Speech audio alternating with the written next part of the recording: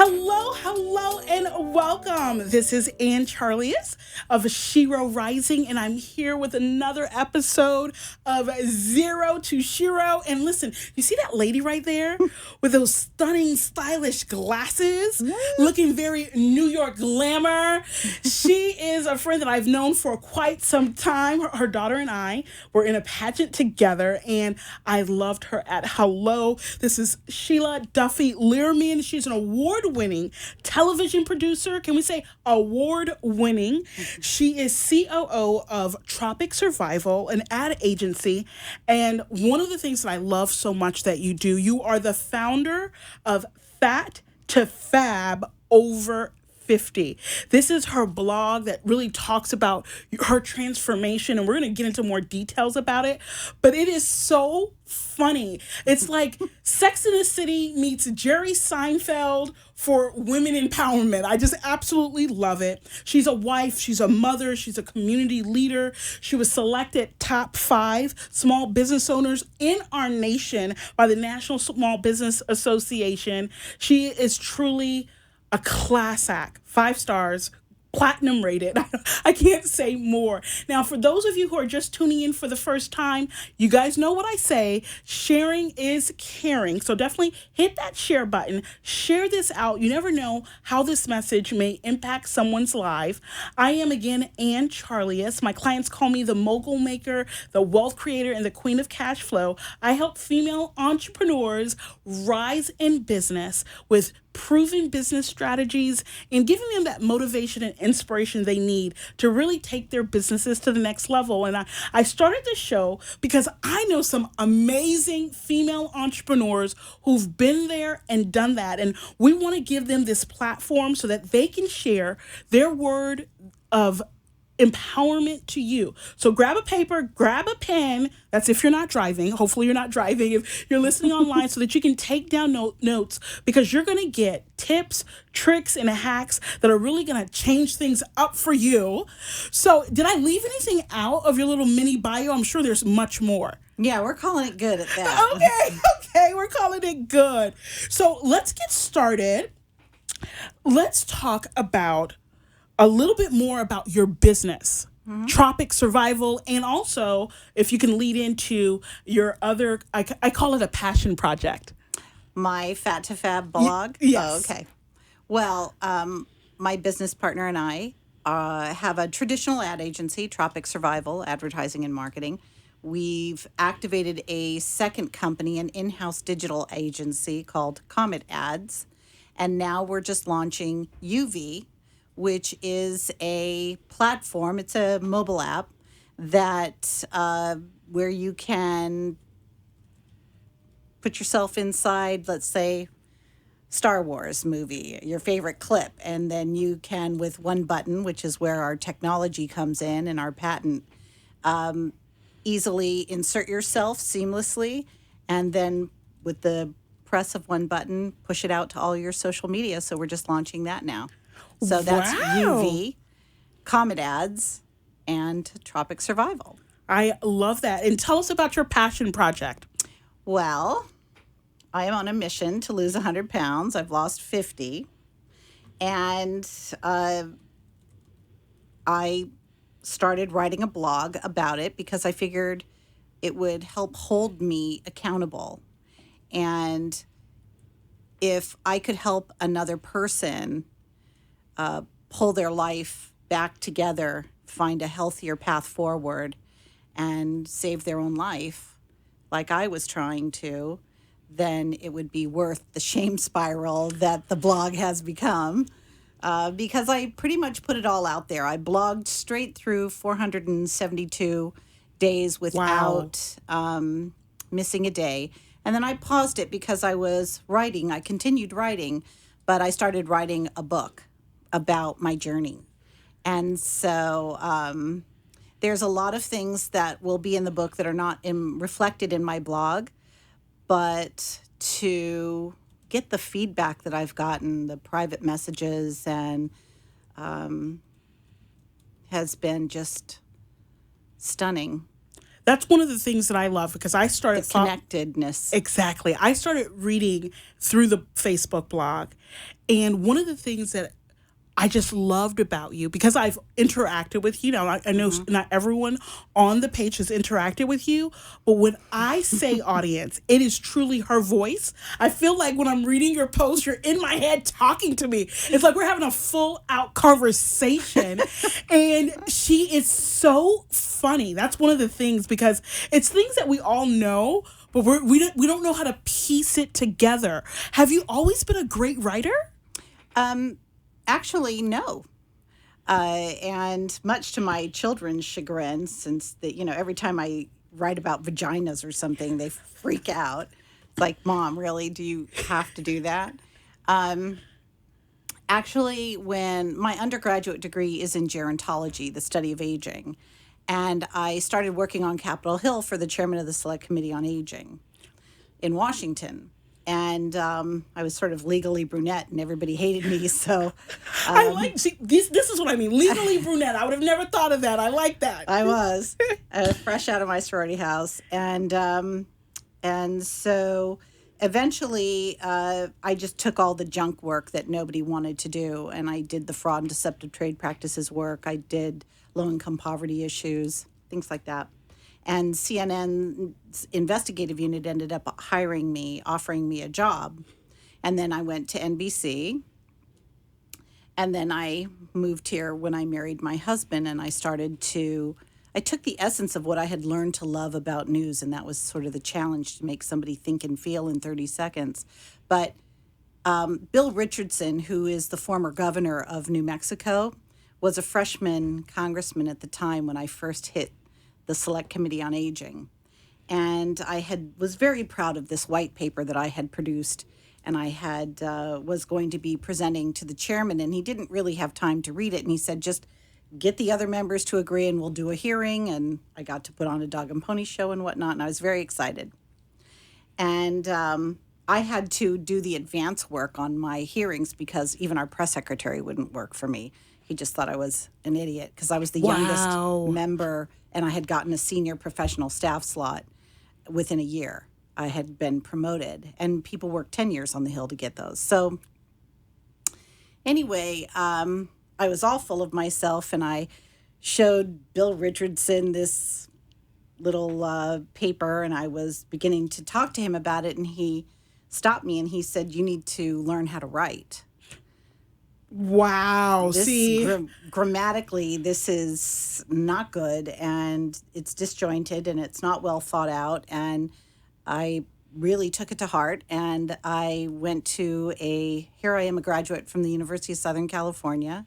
Beautiful school. And I went to a local college, and I took a writing class, and he really did me a favor. You know how you get so embarrassed, your ears get hot? Yes. And you flush. Can feel it go to the tip of your nose. And then I was really mad and indignant, and then I gave myself an attitude adjustment, and I took it as the gift that it was.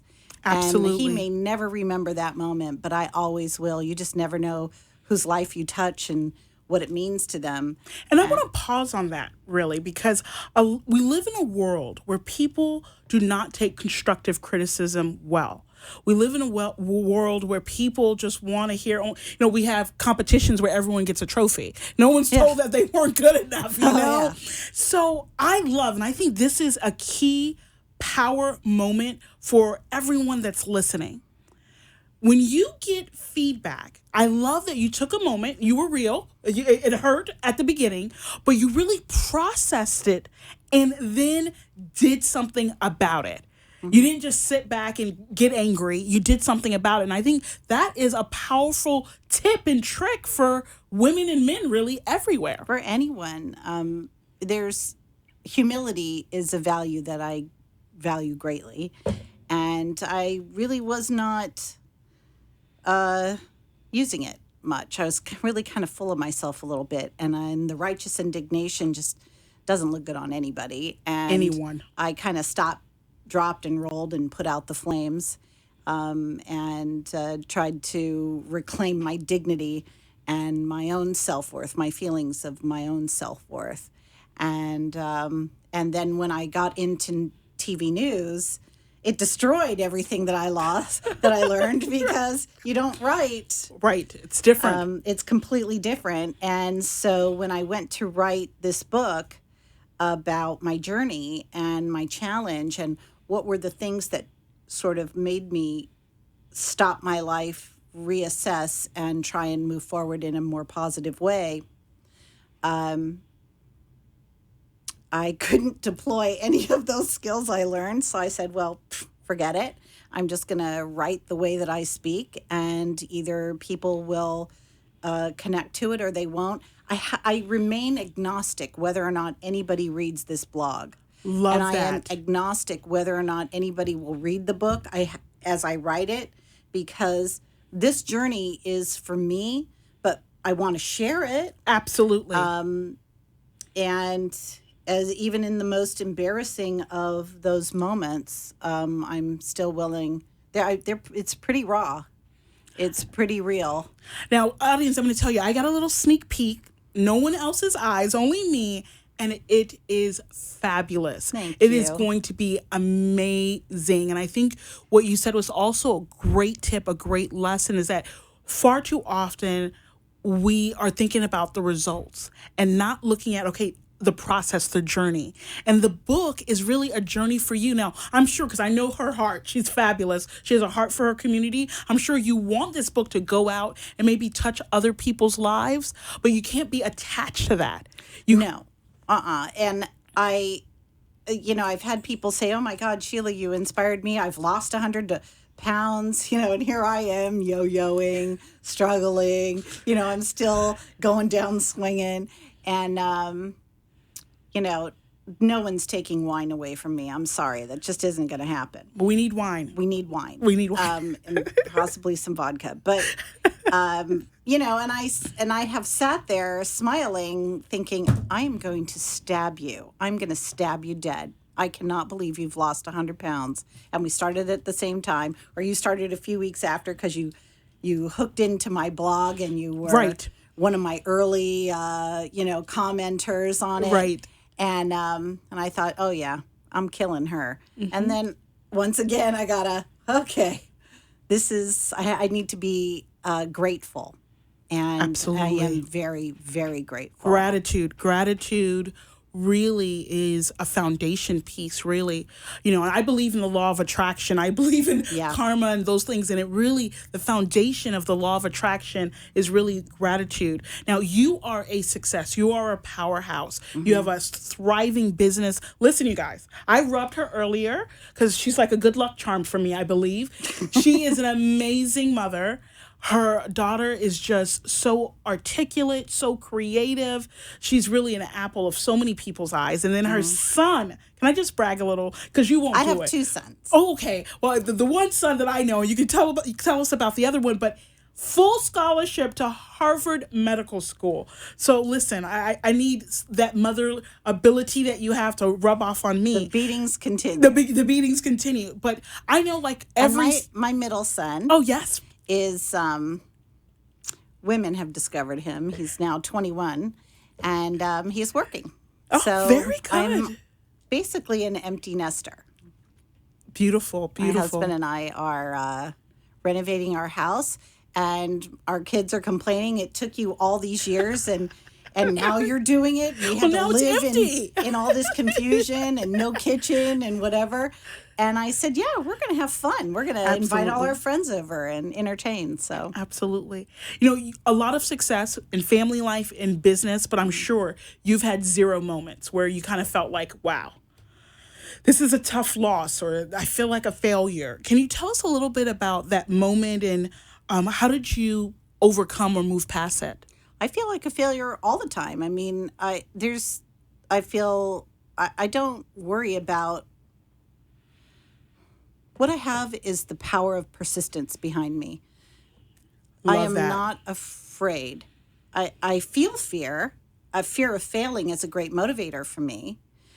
But I am, if anything, I am what I lack in some ways, I make up for in tenacity and perseverance. And I think that is no has to translate into not yet in your mind. You kind of have to have a titanium skull. If you're going to go off and try and do something Absolutely. on your Absolutely. own in an entrepreneurial effort, there were years that I barely remember my daughter as an infant. And that's a very, Wow. she's my third child. And I have to really sit down and gather the stillness around me to remember how she felt as an infant, because we were so, I think I had a 2-week maternity leave.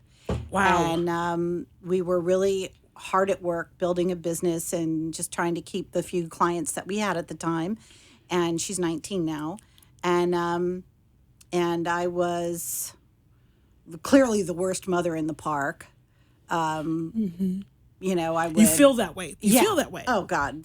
I had one mother call me and say, "Oh, you missed the Mother's Day show at school, and your daughter cried the whole time." I tried to Console her. console her.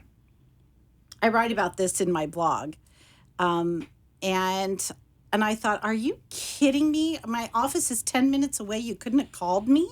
Absolutely. And the school said, "Well, we sent a note home in her backpack." Well, they might as well thrown it in the bay in a bottle for me to get Exactly. it. I'm working until 10 o'clock at night, 6 days a week. I would run home, you know, feed them dinner, bath, book, bed, and go back and edit a TV commercial.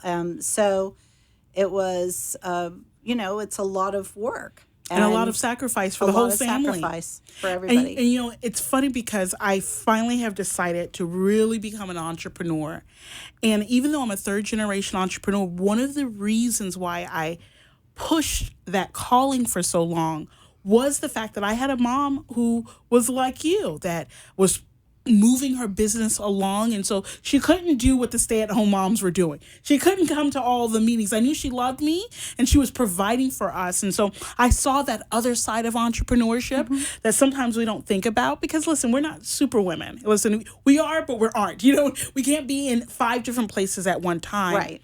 And so understanding and embracing that, but finding that time, because I know, for example, when your daughter was in the pageant, you were there all weekend. So what suggestion? So much fun. So much fun. But what suggestion would you give female entrepreneurs who are balancing motherhood with being a wife and being this female superhero entrepreneur? Well, it's like you said, you know, you can't be everything to everyone all the time, all at the same time. So you just do the best that you can. I mean, my mom was like your mom. My mom was an entrepreneur herself, and she was a community activist and leader in Los Angeles. And she was so busy. She was a founder of an organization that worked with the LAPD, and it was a women's Wonderful. organization, a support organization. And she activated it. She found new leadership, and then she went on to help found another chapter of Seroptimist, which is a women's business organization. So long story short, I think I was like 14 or 15, and I was a little JV cheerleader at my high school, and I was begging her I wanted to go to summer camp. And she accidentally, she had heard, she had gone back to the other group just to dip her toe in and make sure everything was going okay, and somebody had mentioned that they were doing a summer camp. Well, she ended up calling them and saying, I want my daughter to go. And they said, "Are you sure?" She said, "Yeah." So she dropped me off at the police station where the buses were coming to pick up, and they left me because my sister had flamenco dancing lessons. So Flamenco. they dropped me with my 2 little pink suitcases, and this bus drove up, and there were all these girls in jumpsuits and handcuffs, and my mother had told the cop, "Get her on the bus." And she accidentally sent me to a camp for juvenile delinquents. See, that needs its own chapter right there. It does have. And within minutes, everything I had was stolen, and I was threatened, and I was sitting there telling a counselor, "But I'm a cheerleader. I don't know what's happening." And so then by the next morning, somebody gave me a bathing suit, let me borrow a bathing suit, and none of these girls knew how to swim. Oh, wow. And I knew how to swim. So when it came time to raise your hand, I was the only one. So the lady said, well, do you want to jump in? The ranger station isn't open, so we can't call anybody yet. Do you want to participate? And I said, sure. And by the end, I stayed the whole camp. I made a bunch of friends, and it has informed my volunteerism as an adult. I've worked with young and supported young girls who are in juvenile detention, who are aging out of the foster care system. I realized in that week that they're no different than I am. Absolutely. They just didn't have the benefit of a mother like yours or mine. Absolutely. So, Absolutely. 2 years ago, I think it was 2 years ago, I was named during Women's History Month for Miami-Dade County the Pioneer Woman of the Year and by the mayor. And I was so taken aback, and it was a lovely honor. But what really moved me was the fact that my mother got that award for the city of Los Angeles. And wow, what so a that legacy. meant a lot to me. And that's one of the things that I've always loved about you. You just have this pure heart, and your daughter has the same. I felt that your daughter has that same pure heart. She has her Art Can Heal project. Oh, wonderful. Where she's raised over $65,000 for Komen breast cancer. So it runs in the blood. It's in the blood. So tell us about your Shero moment, that moment where you really have become comfortable with yourself and your confidence has come full circle. I really, life knocked the cool out of me. I'm not going to lie. It was tough. And I just kept gaining weight, and I was unhappy, and I was pushing through just because of the strength of my character and my commitment. Resolve. My resolve, exactly. And I had children to raise and a husband to love and a family to hold together. And I did all that. And I lost my niece. My sister was diagnosed with breast cancer, and then who I subsequently now have just 2 years ago lost. And that was sort of and then I lost my mother. And it was these moments of, intense pain and loss, and thinking, wow, my niece never saw me when I was pretty. Wow. My sister, breast cancer has a higher risk with obesity, and my sister was a little overweight. And so I was shopping with my daughter at the mall for Christmas, and I had to keep stopping because I was having hot flashes and my knees were hurting and I just couldn't walk. I was just carrying too much weight. And I was miserable, and she was like becoming my caretaker. And clients respond to me differently professionally. And I was not going to pitch meetings because I didn't want to be the face of my organization.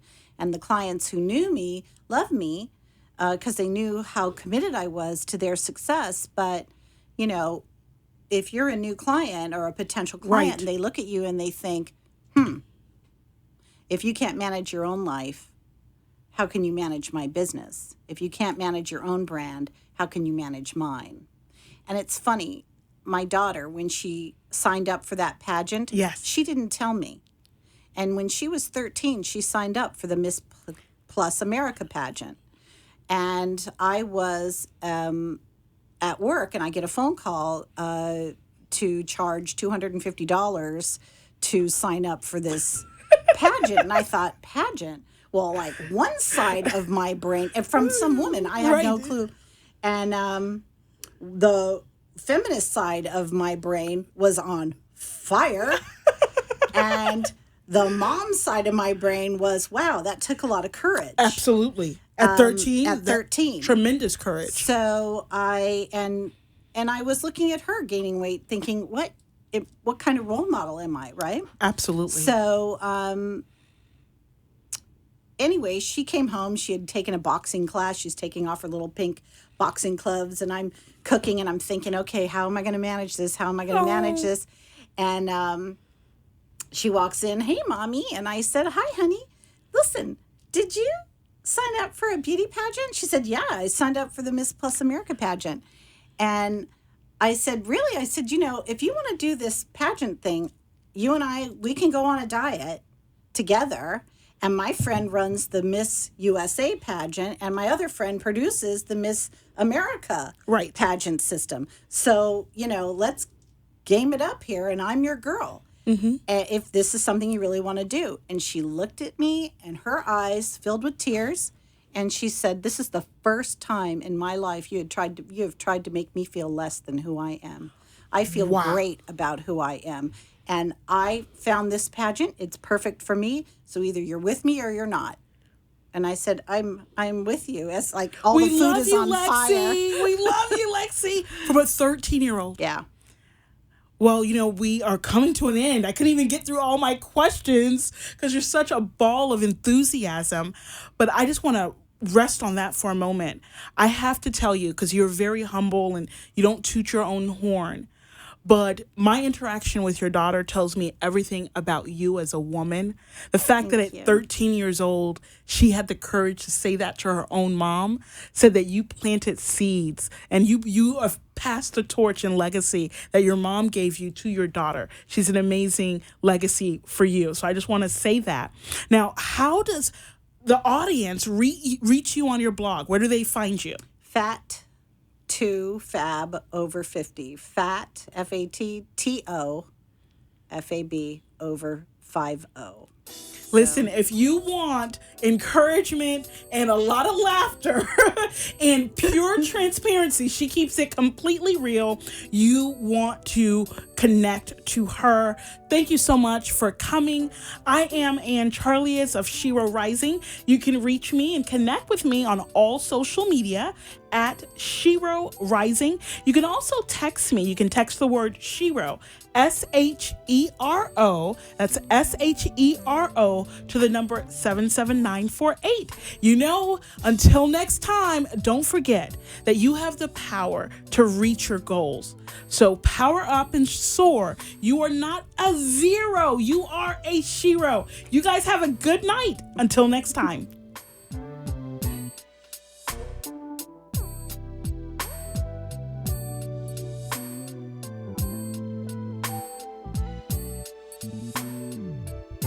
The opinions expressed on the preceding sponsored program were strictly those of its hosts, guests, and callers, and not necessarily those of this station.